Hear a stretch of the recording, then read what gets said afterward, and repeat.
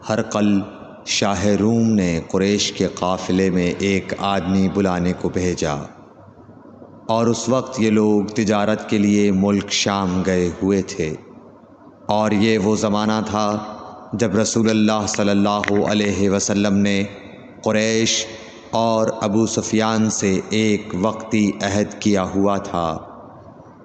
جب ابو سفیان اور دوسرے لوگ ہرقل کے پاس ایلیا پہنچے، جہاں ہرقل نے دربار طلب کیا تھا، اس کے گرد روم کے بڑے بڑے لوگ، علماء، وزراء و امراء بیٹھے ہوئے تھے۔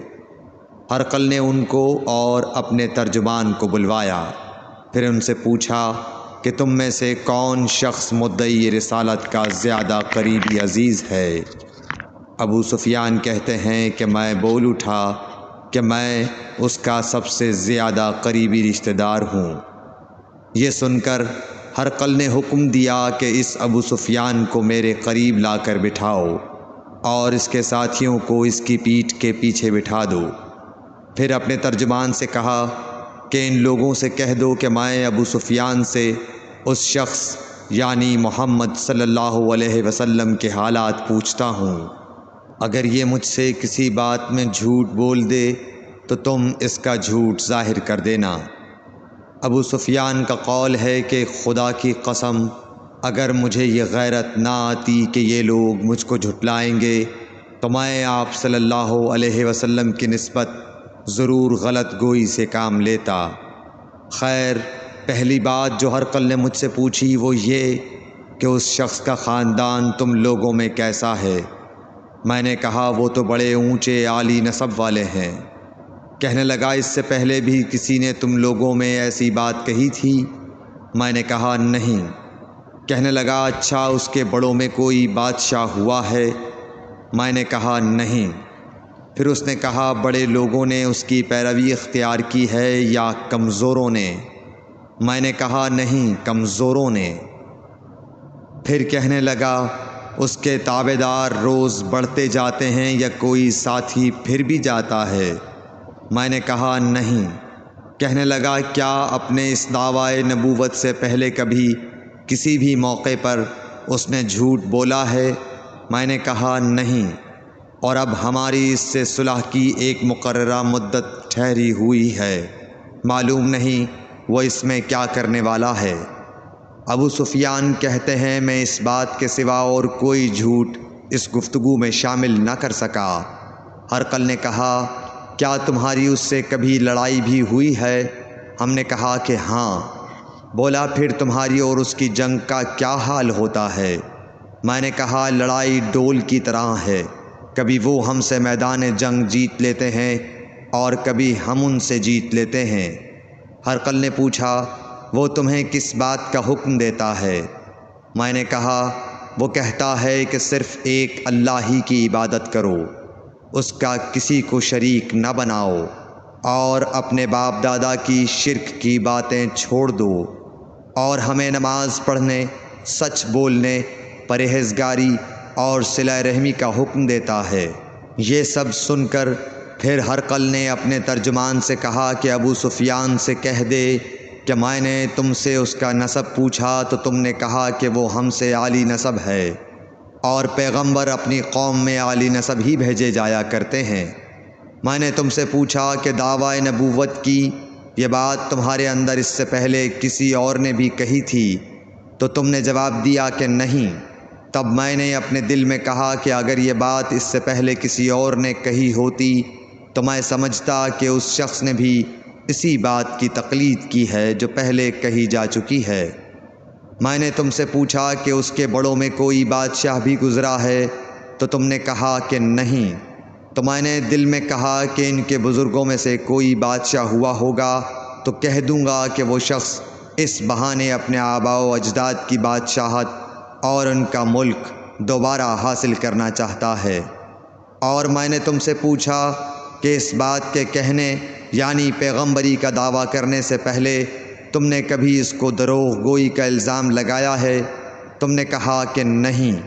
تو میں نے سمجھ لیا کہ جو شخص آدمیوں کے ساتھ دروغ گوئی سے بچے وہ اللہ کے بارے میں کیسے جھوٹی بات کہہ سکتا ہے۔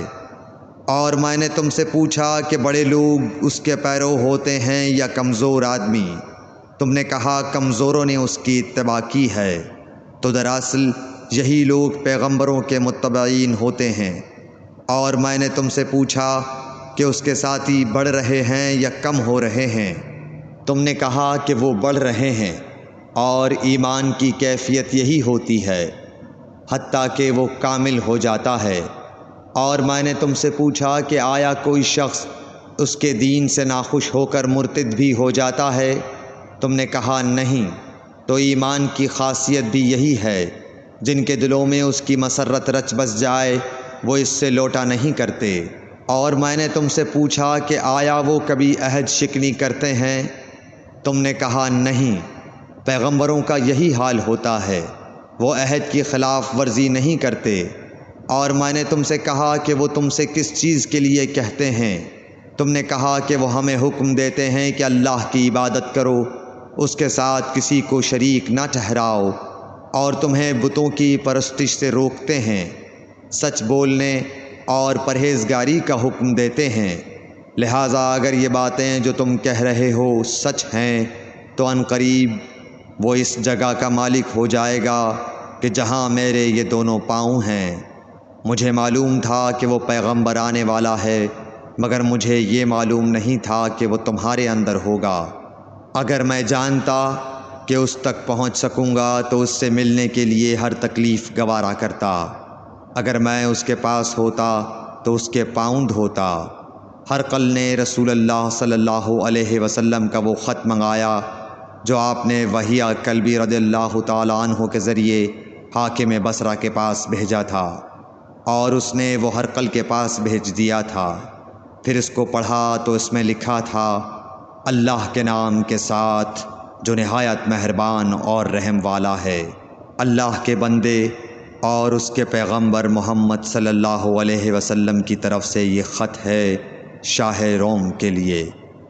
اس شخص پر سلام ہو جو ہدایت کی پیروی کرے۔ اس کے بعد میں آپ کے سامنے دعوت اسلام پیش کرتا ہوں۔ اگر آپ اسلام لے آئیں گے تو دین و دنیا میں سلامتی نصیب ہوگی، اللہ آپ کو دوہرا ثواب دے گا۔ اور اگر آپ میری دعوت سے روگردانی کریں گے تو آپ کی رعایا کا گناہ بھی آپ ہی پر ہوگا۔ اور اے اہل کتاب، ایک ایسی بات پر آ جاؤ جو ہمارے اور تمہارے درمیان یکساں ہے، وہ یہ کہ ہم اللہ کے سوا کسی کی عبادت نہ کریں اور کسی کو اس کا شریک نہ ٹھہرائیں، اور نہ ہم میں سے کوئی کسی کو خدا کے سوا اپنا رب بنائے۔ پھر اگر وہ اہل کتاب اس کتاب سے منہ پھیر لیں تو مسلمانوں، تم ان سے کہہ دو کہ تم مانو یا نہ مانو، ہم ایک خدا کے اطاعت گزار ہیں۔ ابو سفیان کہتے ہیں، جب ہرقل نے جو کچھ کہنا تھا کہہ دیا اور خط پڑھ کر فارغ ہوا تو اس کے ارد گرد بہت شور و غوغا ہوا، بہت سی آوازیں اٹھیں اور ہمیں باہر نکال دیا گیا۔ تب میں نے اپنے ساتھیوں سے کہا کہ ابو کبشہ کے بیٹے، حضرت صلی اللہ علیہ وسلم کا معاملہ تو بہت بڑھ گیا۔ دیکھو تو اس سے بنی اصفر روم کا بادشاہ بھی ڈرتا ہے۔ مجھے اس وقت سے اس بات کا یقین ہو گیا کہ حضور صلی اللہ علیہ وسلم عنقریب غالب ہو کر رہیں گے، حتیٰ کہ اللہ نے مجھے مسلمان کر دیا۔ راوی کا بیان ہے کہ ابن ناطور ایلیا کا حاکم ہرقل کا مصاحب اور شام کے نصارہ کا لاٹ پادری بیان کرتا تھا کہ ہرقل جب ایلیا آیا ایک دن صبح کو پریشان اٹھا تو اس کے درباریوں نے دریافت کیا کہ آج ہم آپ کی حالت بدلی ہوئی پاتے ہیں، کیا وجہ ہے؟ ابن ناطور کا بیان ہے کہ ہرقل نجومی تھا، علم نجوم میں وہ پوری مہارت رکھتا تھا۔ اس نے اپنے ہم نشینوں کو بتایا کہ میں نے آج رات ستاروں پر نظر ڈالی تو دیکھا کہ ختنہ کرنے والوں کا بادشاہ ہمارے ملک پر غالب آ گیا ہے۔ بھلا اس زمانے میں کون لوگ ختنہ کرتے ہیں؟ انہوں نے کہا کہ یہود کے سوا کوئی ختنہ نہیں کرتا، سو ان کی وجہ سے پریشان نہ ہوں۔ سلطنت کے تمام شہروں میں یہ حکم لکھ بھیجیے کہ وہاں جتنے یہودی ہوں سب قتل کر دیے جائیں، وہ لوگ انہی باتوں میں مشغول تھے کہ ہرقل کے پاس ایک آدمی لایا گیا جسے شاہ غسان نے بھیجا تھا۔ اس نے رسول اللہ صلی اللہ علیہ وسلم کے حالات بیان کیے۔ جب ہرقل نے سارے حالات سن لیے تو کہا کہ جا کر دیکھو وہ ختنہ کیے ہوئے ہے یا نہیں۔ انہوں نے اسے دیکھا تو بتلایا کہ وہ ختنہ کیا ہوا ہے۔ ہرقل نے جب اس شخص سے عرب کے بارے میں پوچھا تو اس نے بتلایا کہ وہ ختنہ کرتے ہیں۔ تب ہرقل نے کہا کہ یہی محمد صلی اللہ علیہ وسلم اس امت کے بادشاہ ہیں جو پیدا ہو چکے ہیں۔ پھر اس نے اپنے ایک دوست کو رومیہ خط لکھا اور وہ بھی علم نجوم میں ہرقل کی طرح ماہر تھا۔ پھر وہاں سے ہرقل حمص چلا گیا۔ ابھی حمص سے نکلا نہیں تھا کہ اس کے دوست کا خط اس کے جواب میں آ گیا۔ اس کی رائے بھی حضور صلی اللہ علیہ وسلم کے ظہور کے بارے میں ہرقل کے موافق تھی کہ محمد صلی اللہ علیہ وسلم واقعی پیغمبر ہیں۔ اس کے بعد ہرقل نے روم کے بڑے آدمیوں کو اپنے حمص کے محل میں طلب کیا اور اس کے حکم سے محل کے دروازے بند کر لیے گئے۔ پھر وہ اپنے خاص محل سے باہر آیا اور کہا، اے روم والو، کیا ہدایت اور کامیابی میں کچھ حصہ تمہارے لیے بھی ہے؟ اگر تم اپنی سلطنت کی بقا چاہتے ہو تو پھر اس نبی صلی اللہ علیہ وسلم کی بیعت کر لو اور مسلمان ہو جاؤ۔ یہ سننا تھا کہ پھر لوگ وحشی گدھوں کی طرح دروازوں کی طرف دوڑے مگر انہیں بند پایا۔ آخر جب ہرقل نے اس بات سے ان کی یہ نفرت دیکھی اور ان کے ایمان لانے سے مایوس ہو گیا تو کہنے لگا کہ ان لوگوں کو میرے پاس لاؤ۔ جب وہ دوبارہ آئے تو اس نے کہا، میں نے جو بات کہی تھی اس سے تمہاری دینی پختگی کی آزمائش مقصود تھی، سو وہ میں نے دیکھ لی۔ تب یہ بات سن کر وہ سب کے سب اس کے سامنے سجدے میں گر پڑے اور اس سے خوش ہو گئے۔ بالآخر ہرقل کی آخری حالت یہی رہی۔ صحیح بخاری حدیث نمبر 7۔